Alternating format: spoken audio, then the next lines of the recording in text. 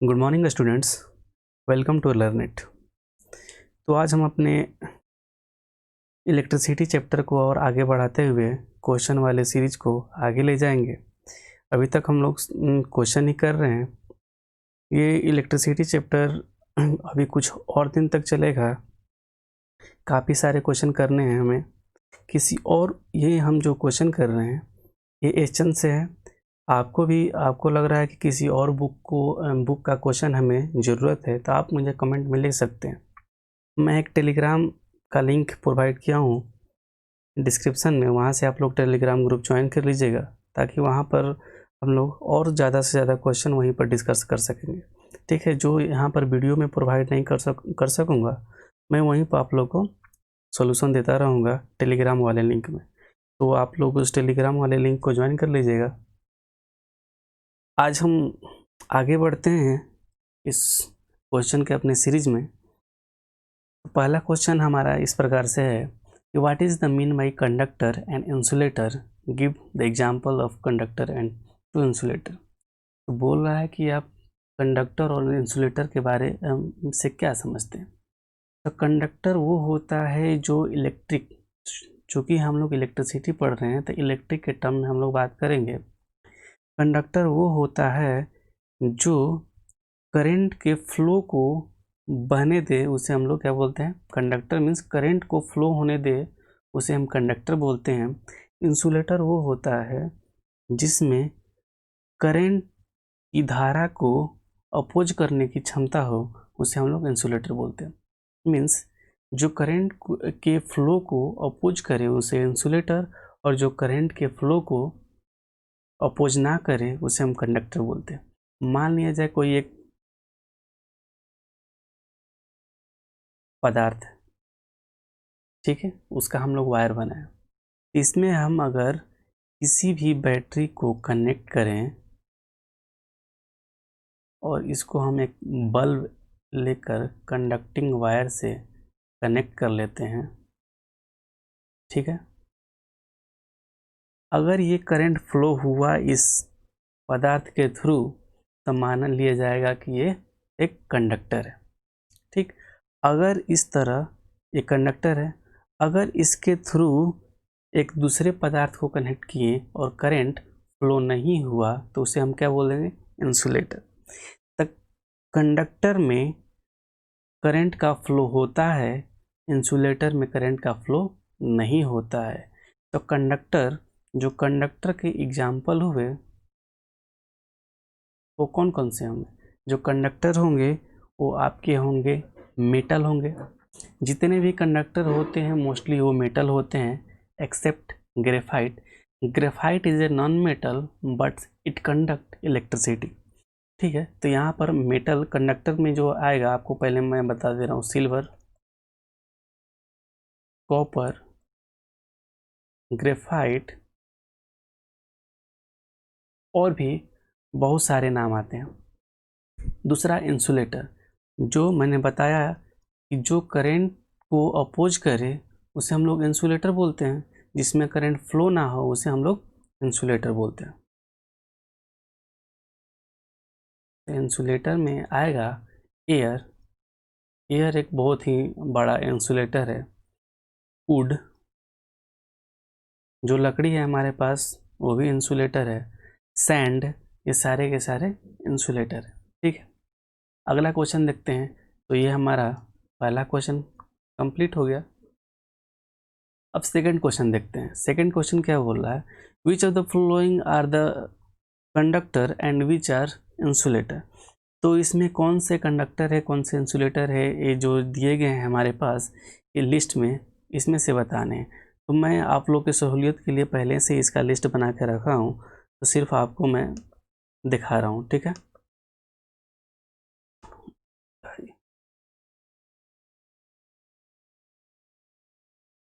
देखिए, कंडक्टर और इंसुलेटर का लिस्ट बना हुआ है।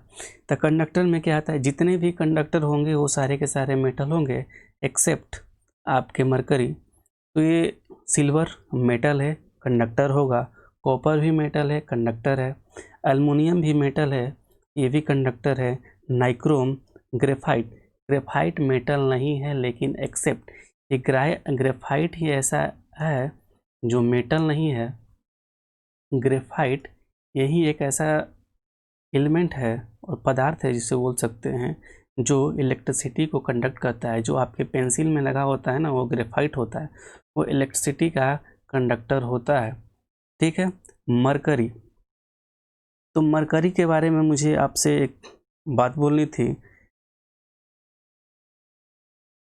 मरकरी जो होता है वाइट लिक्विड होता है, आप लोग जानते ही हैं, सिल्वरी वाइट लिक्विड होता है और ये लिक्विड फॉर्म में मेटल होता है। Mercury is heavy silver white liquid metal, ये मेटल होता है। तो मेटल है तो जाहिर सी बात है क्या करेगा, इलेक्ट्रिसिटी को कंडक्ट करेगा। कंपेयर टू अदर मेटल, ये क्या होता है कि हीट का बहुत ही क्या बोलते हैं, हीट से ज़्यादा कंडक्टिविटी ये शो नहीं करता है। ठीक है। लेकिन फेयर कंडक्टर ऑफ इलेक्ट्रिसिटी को बहुत ही अच्छे तरह से कवर करता है। मरकरी हो गया।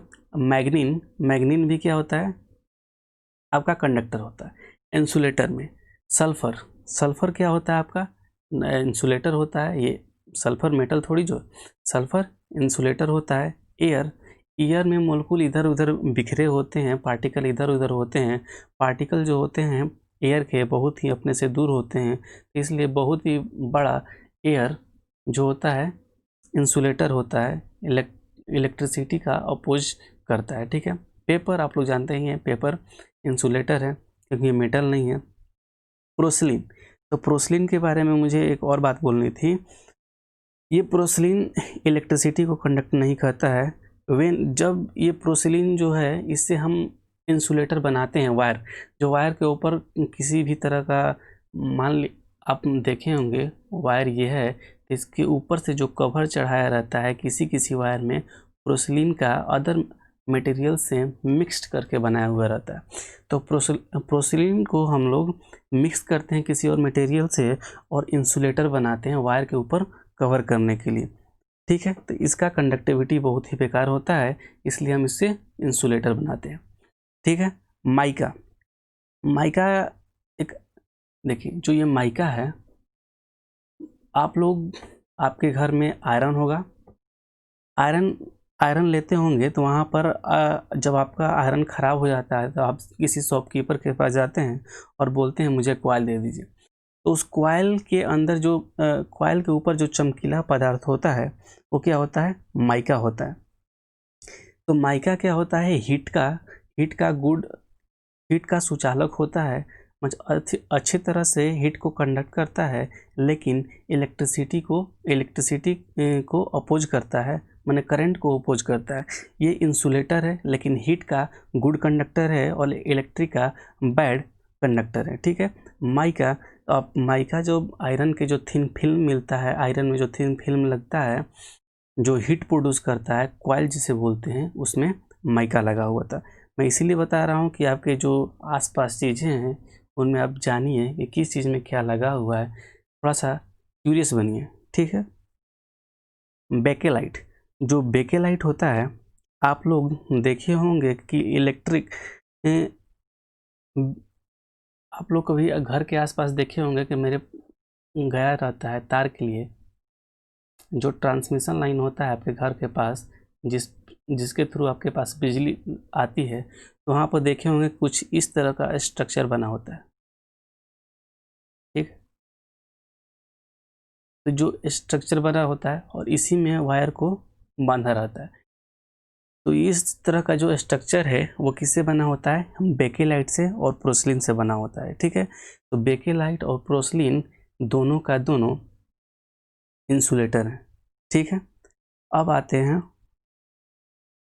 जो प्रोसलिन है, ये दूसरे कंडक्टर, ये दो तरह से बिहेव करता है। अगर ये सूखा रहेगा, जो प्रोसलिन है, जब ये सूखा रहेगा मतलब ड्राई रहेगा तो ये गुड इंसुलेटर होता है, लेकिन जब ये वेट हो जाता है, जिसमें नमी आ जाती है, तो थोड़ा थोड़ा ये कंडक्ट करने लगता है। ठीक है। और पॉलीथीन को तो जानते ही हैं, ये बैड कंडक्टर ऑफ इलेक्ट्रिसिटी होता है। यहाँ तक बात समझ में आ गई। अब आगे बढ़ते हैं, थोड़ा इसको क्लियर कर लेता हूँ, उसके बाद आगे बढ़ते हैं।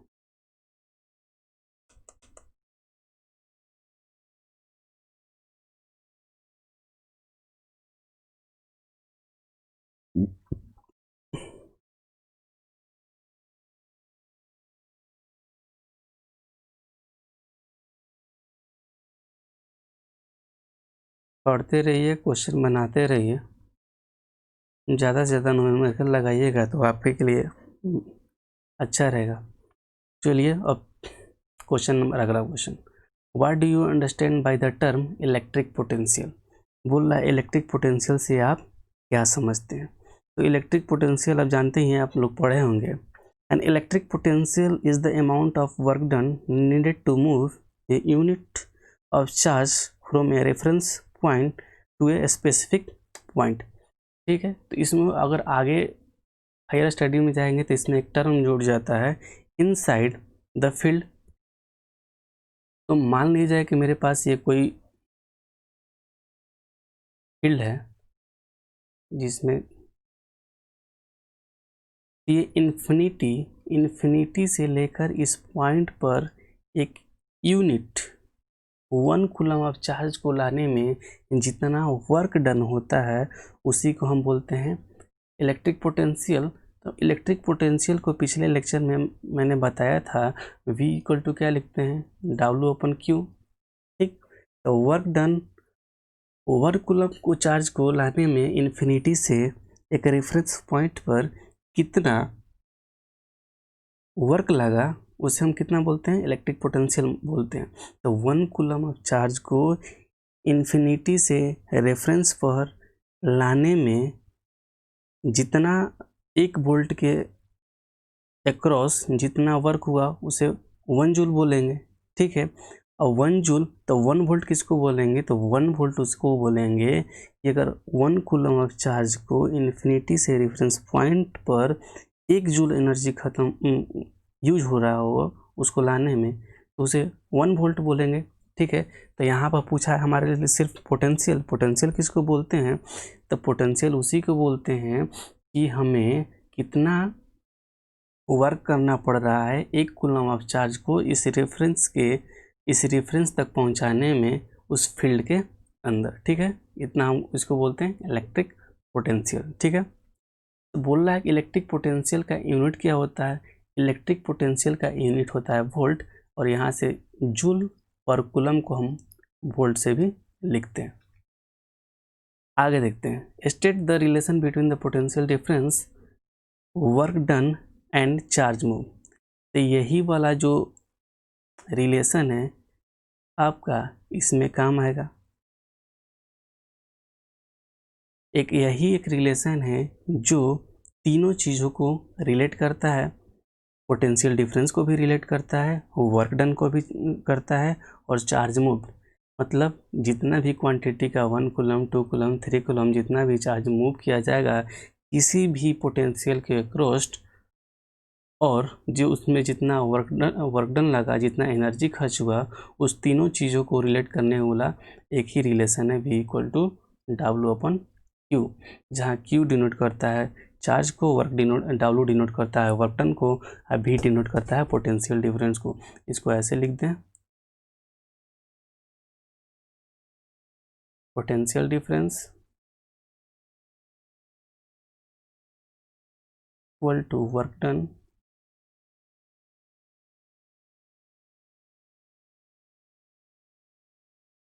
Upon charge. उसके बाद अब बोलता है न्यूमेरिकल लगाते हैं, calculate the work done in moving charge of 4 coulomb from a point at 220 volt to another point 230 volt. अब देखो इस न्यूमेरिकल को हम लोग करते हैं, थोड़ा सा पढ़ते हैं और इस न्यूमेरिकल को अच्छे से हम लोग करते हैं।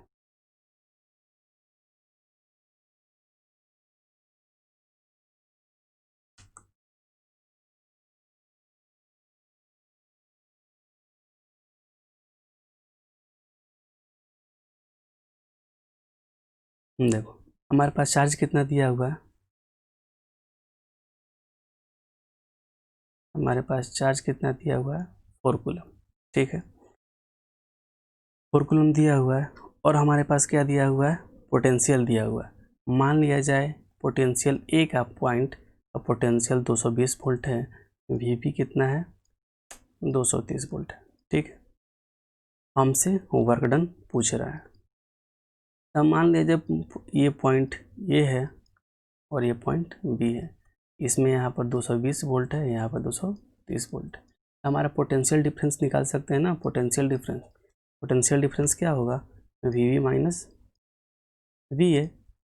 यहाँ से पोटेंशियल डिफरेंस हम लोग ज्ञात कर लेंगे, कितना है 10। अब हमसे पूछ रहा है वर्क डन, तो वर्क डन चार्ज और पोटेंशियल डिफरेंस को रिलेट करने वाला हमारे पास एक ही इक्वेशन, वो कौन सा, V equal to W upon Q.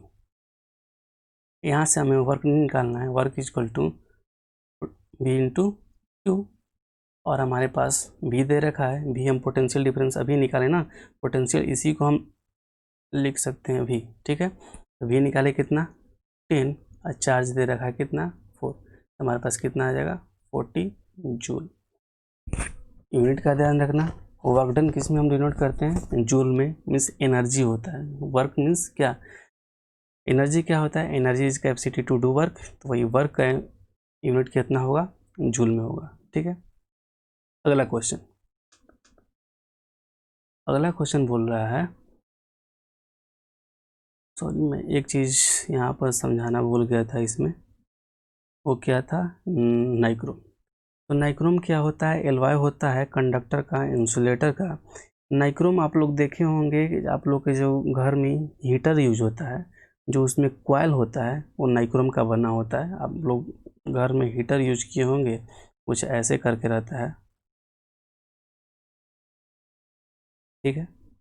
तो जो हीटर होता है उसमें जो वायर यूज होता है वो क्या होता है, नाइक्रोम से बना होता है। वो कंडक्टर और इंसुलेटर दोनों से मिलकर बना होता है, जिसका रेजिस्टेंस बहुत ही ज़्यादा होता है। इसलिए ज़्यादा रेजिस्टेंस होता है तो करंट फ्लो करता है, तो करंट का अपोज करता है, फ्लो करने नहीं देता है। इसलिए फ्लो नहीं करने देता है तो उसमें हीट प्रोड्यूस होता है, और उसी हीट को हम यूटिलाइज करते हैं कुकिंग में या किसी भी और चीज़ में यूटिलाइज कर लेते हैं। तो नाइक्रोम एलॉय होता है, कंडक्टर और इंसुलेटर का मिक्सचर होता है, ठीक है। और इसको हम लोग अपने घरों में कुकिंग के लिए यूज करते हैं। तो कंडक्टर, नाइक्रोम तो कंडक्टर ही होता है, ठीक है, लेकिन इलेक्ट्रिसिटी को ज़्यादा अपने थ्रू पास नहीं होने देता है, मतलब कि इसके पास रेजिस्टेंस का मान इसका बहुत ज़्यादा होता है। अब आते हैं अपने पिछले क्वेश्चन पर, क्या कर रहे थे हम लोग, क्वेश्चन नंबर 15। तो बोल रहा है name a device that help to measure the potential difference across a conductor. मान लिया जाए कोई कंडक्टर है, उसके अक्रॉस हमें पोटेंशियल डिफरेंस नापनी है। उस पोटेंशियल डिफरेंस हम कैसे नापेंगे, उस इंस्ट्रूमेंट का